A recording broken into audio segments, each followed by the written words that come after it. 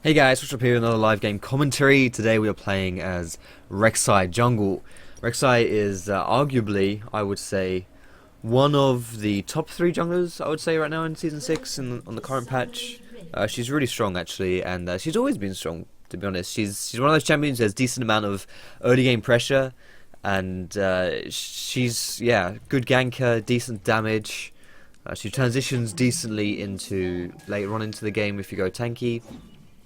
And more importantly, she is the favourite champion of someone rather dear to me, and they don't get to see me play Rek'Sai enough, so we're playing as Rek'Sai.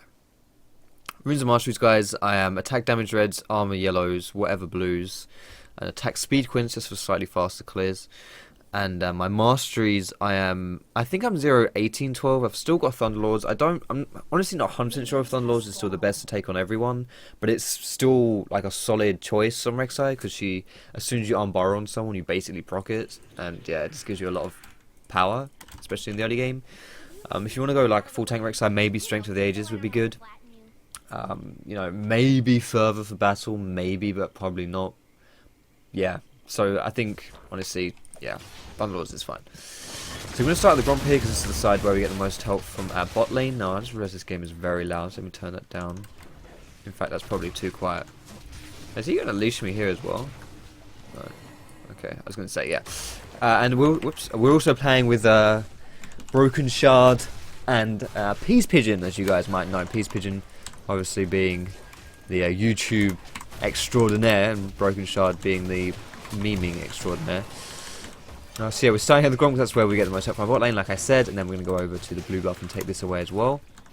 Rek'Sai's clearing is pretty solid, honestly. If you've gone for 0, 18, 12, which is what I've done this game, then you get the extra, what's it called, extra healing.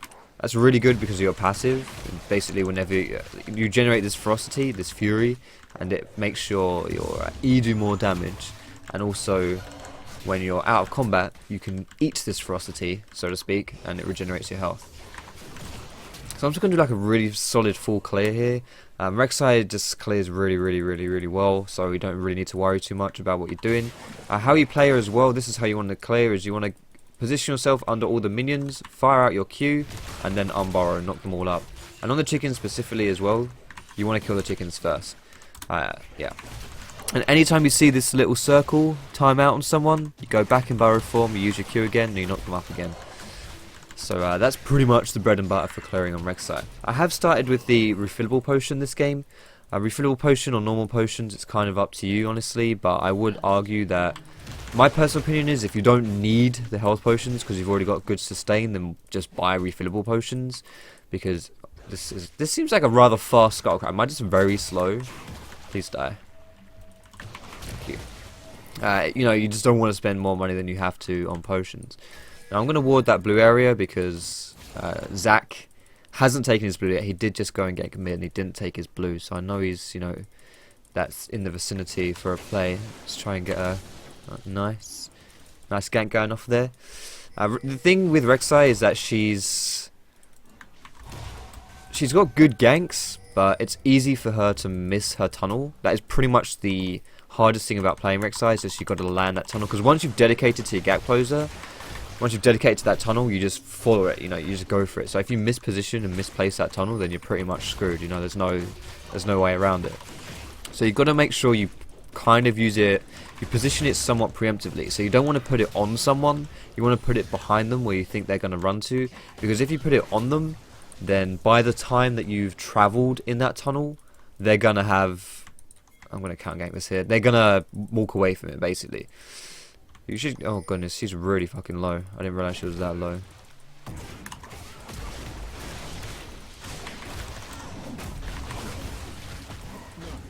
Now this guy's already died once this game, so I'm guessing he doesn't have any summoners up, but I should probably just not let Riven die here. There we go. Now that Nasa's played way too far up after that, honestly.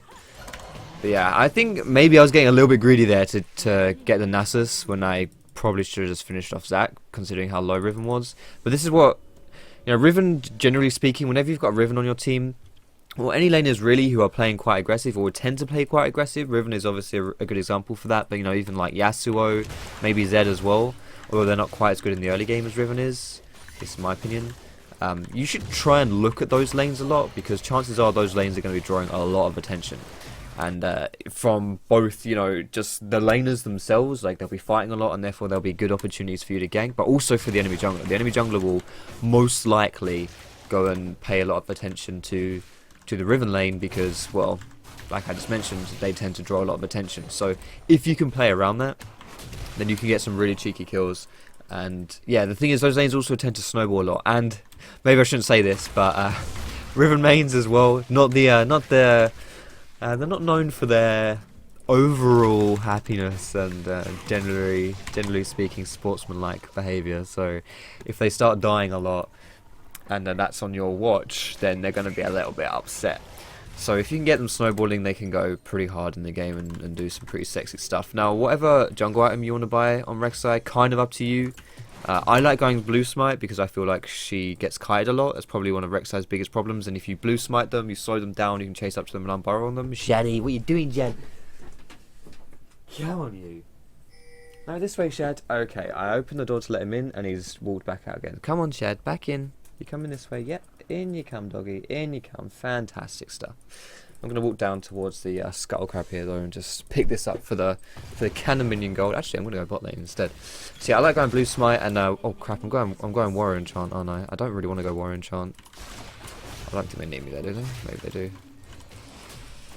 So actually, I probably shouldn't be going warrior enchant. The thing is, right, I think warrior enchant's really good on Rek'Sai, but I also think that whenever I buy warrior enchant on Rek'Sai, I have a good early game and then just suck after it, you know?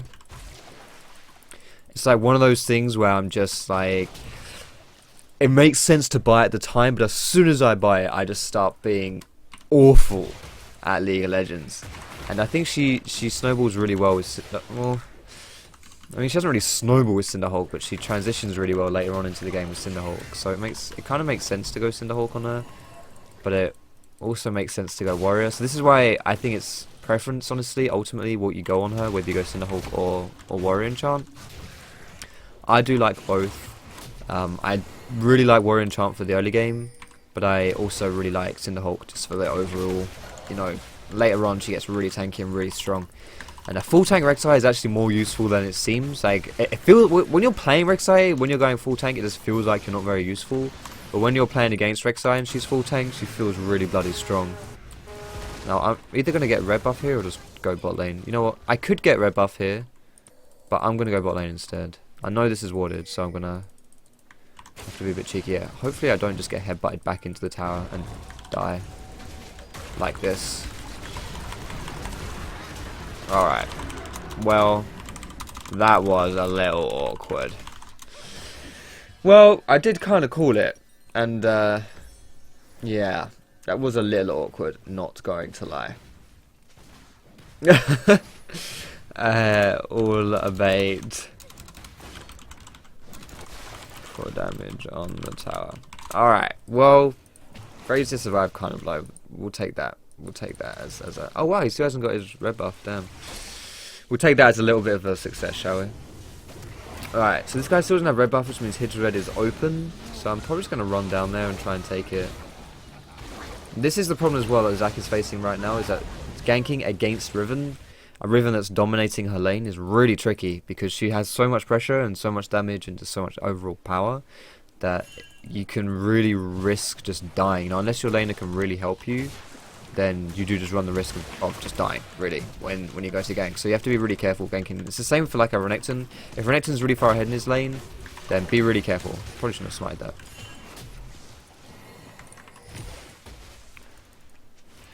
Yeah, because Renekton even more so than Riven, because Renekton has his ult, he'll just turn on you and kill you, but yeah. Always be careful. If you're going to go to gank a lane, just think to yourself first and foremost, like, okay, if I gank this lane, am I going to die? And if the answer is, you know, no, then maybe you can try and do something. But if the answer is maybe, then you might want to be really careful. And you should think about, okay, maybe it's just worth snowballing a different lane. Like, this Riven might snowball out of control. And you wanna at the very least stop her from diving Nasus, because might not be able to fight 2v2, but there's no way that she can 2v2 plus wild tower diving unless you're all on like really low health. Oh shit! Zach got my golems. How dare he? My Krugs.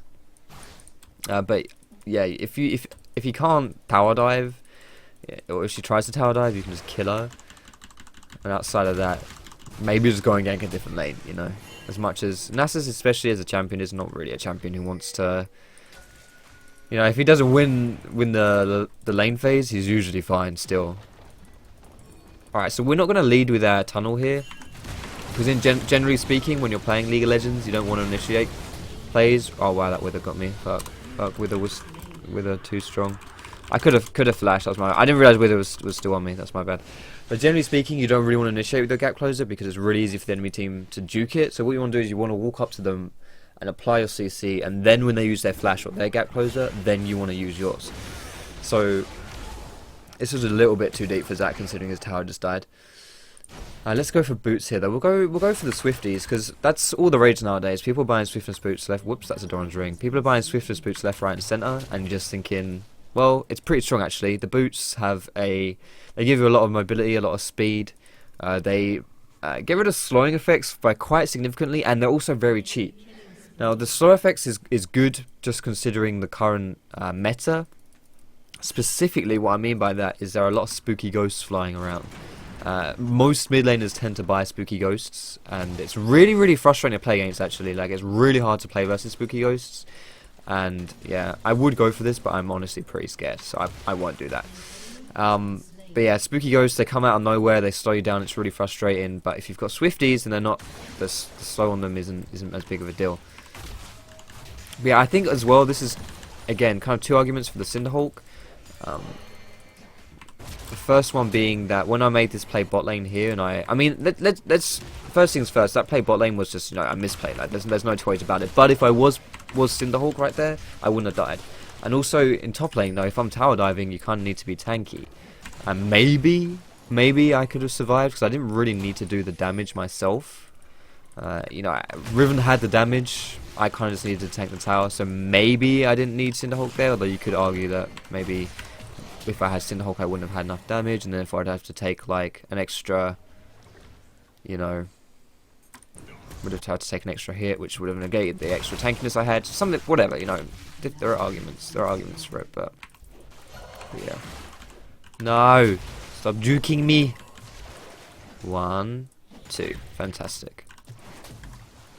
I'm gonna put a ward down here, and I'm gonna come into Orion. That sounded really dirty, actually. Alright. There's the blue smite, the knock up. I've been spooky ghosted, but it's fine because we've got Swifties. Broken Shard with the big memeing plays. Oh, duking out the Oriana ult. Is this guy AP Zach, or why the bloody hell does he hurt me so much? Alright, so I'm having to flash away here because I see Alistair coming in. Oh, Nasus is here as well. Holy shit. I don't know if this guy's got his ult. If this guy's got his ult, then we need to be really careful. But if not, I should be fine. I'm just gonna walk around here. I've got my tremor sense, so I know where Alistair's walking. I'm not gonna walk this way up because if he's got flash, he might like flash combo me or something. Just gonna be a knobhead there. Alright. Anus is getting. I'm gonna sit here. Where's he gone? That's the scuttle crab. Oh, he died. Okay, never mind. That's where he went, to the Shadow Realm. Oh shit. That was bad. I almost got downzoed there. No, if I'm going to do this, I have to kite this. Riven is coming in, so we can do this. It's just I can't be the one to really hard initiate this because I'm going to get screwed. I can't really do much damage to this guy until I've got full Ferocity because it's the true damage.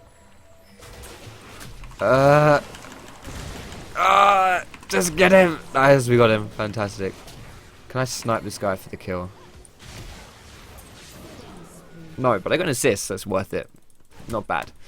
Alright. Yeah, this girl's playing pretty far up. We can get her. Maybe we can. Maybe we can't. I've got my blue smite, actually. I should be able to get her. Fire out the old spooky ghosts. Hit her with the blue smite. And she's donezo. Fantastic stuff. Now, their red buff has just spawned as well, so I'm going to look to try and get that. I've had pretty good control of their jungle this game. Rek'Sai, as you saw in this game, by the way, I didn't go back till like, you know, 20 minutes. It's a bit of an exaggeration because we were only 15 minutes into the game. But I didn't go back for really long because Rek'Sai is a champion, or any champion who has good sustain, you really don't find yourself having to recall a lot for. Because she's, yeah, just, Oh shit, who's that? Alistair. Because if you've got good sustain, then you don't really need to recall. You know, you don't really need to leave the jungle that much. However, having said that, you also don't want to fall into the trap where you're never leaving the jungle because you can just stay in there forever, which isn't good, because then when it comes to applying pressure, you're screwed because you've just spent all your time in the jungle and you haven't been able to upgrade your items and all that crap. Whoops. I did not see that we were starting that fight. I probably shouldn't have TP'd top lane considering. And honestly, I probably should have recalled first and then TP'd out of base. That probably would have been the smart choice here. Oh, okay, he's dead. Yeah, I think... Alright, we're good. I think that's probably the most optimal way to use Rek'Sai ult, is to just... Okay. The most optimal way to use Rek'Sai ult is to first recall, and then... Oh shit. And then ult back into the game. I think that's the best way to use it, because then you're obviously getting the most out of the TP. I want to do dragon, but maybe a little bit. What the hell was that? He did knock some of the chickens away though, so that was kind of impressive. Peace pigeon, that was not bad. I'll give you that. Well, actually it was terrible, but we'll pretend like it wasn't bad. Oh my goodness, this combo! Holy shit! I don't. That combo. Yeah, I don't think he meant to do that, but that was pretty sick. That YouTuber combo right there. But he knocking, belly slamming the bloody Orianna into my tunnel. That was pretty delicious. That was pretty delicious. All right, let's get the walls here and then recall. I've got way too much gold. You really shouldn't have this much gold when you're playing League of Legends. You really shouldn't. You should go back and buy a gold. Like it's good to have gold, but it's pointless. Like gold itself is literally useless until you spend it on items. So if you don't have items, then you're not getting decent benefit out of that. Out of that gold advantage you've gained, and it's just kind of like you're throwing away your advantage because you're not really using it to its full potential. But yeah, so I'm going to go for Dead Man's Plate this game. Dead Man's Plate, honestly, I would argue that Dead Man's Plate is quite core on Rek'Sai. It's really, really solid. You move so fast, and then you just come out of, you unborrow, and they're just like really slowed. And it gives you that extra damage, I guess, as well when you first come out of borrow form. So it's like, yeah, and the tankiness, it's just a really, really solid item on Rek'Sai overall. I would honestly argue that you could probably be getting this item every single game. Even if they've got like a triple AP comp, you're still going to get some use out of Dead Man's Plate because of their health is always useful and armor is always useful, even just against jungle monsters and towers. Oh shit. So I would say Dead Man's Plate pretty much a core item on Rek'Sai. Oh, it's not just Rek'Sai either, like it's a really good item in general, honestly. And plus, you're always going to be playing against an AD carry of some description, so it's useful versus them as well. Now I'm going to go sit bot here because I've got a feeling, woohoo, that someone might come to defend. Like, the smart play here would be to defend this wave, which is what Zach's doing. Now I thought it might be the AD carry, but I think he is top lane, isn't he? So I guess it would... Oh wow! I guess it wouldn't be the AD carry defending this, but... Does he know I'm here? I don't think he does. Should have used my burrow form Q first. This guy's bloody strong. I don't know if he can kill me though. Wait, no. That was pretty close. Considering I had 2 levels on that guy, what is he buying?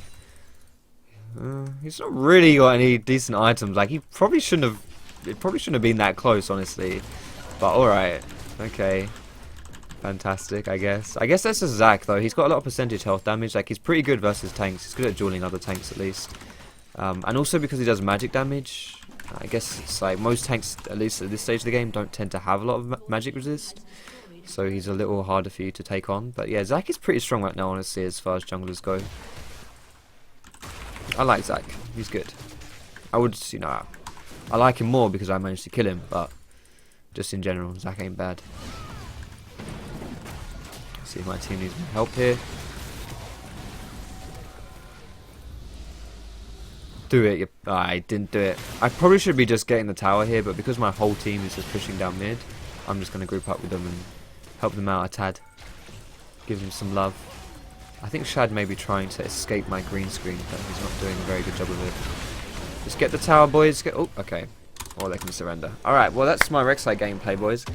You didn't really get to see much of what she would be like in team fights and transitioning later on into the game, but you do see like the pressure she can have in the lane phase. She's a really solid champion. I just want to say regarding later on into the game, because you didn't get to see much of it, what you should be doing really is either being a knock-up bot for your backline. So, for example, that game, if Misfortune got sat on by people, then you just want to knock them up and then just help like slow them a little bit. That's decent, but also just catching people. You just, if you can maybe burrow over a wall to like start a fight, and then if you can as well, if you like got your flash or something, you can flash onto maybe the AD carry and just knock them up. That is usually a decent enough setup for your team to follow up as well. So you can decide which one to do. It depends obviously on how the game's going. If you're really strong, you can just run at people and you'll be fine. You don't really want to just pill for your team. If you're really strong, you're kind of wasting your potential there. And also on top of that, if your team's really weak, you probably don't want to pill for them, because what's going to happen? If you pill for a Misfortune who's like 0-10, then great. You don't really need to defend the pea shooters. It's not really going to win you the game. Anyway, I hope you enjoyed this video, guys. If you did, feel free to give it a thumbs up. You can subscribe to me here for more educational content with a bit of entertaining stuff on the side as well. You can find me on Facebook, on Twitter, and catch me streaming over at twitch.tv/Foxdrop. All those things are in the description, guys. But most importantly, thank you so much for watching this video. As always, guys, really appreciate it. Have a great day, and I will see you in my next video.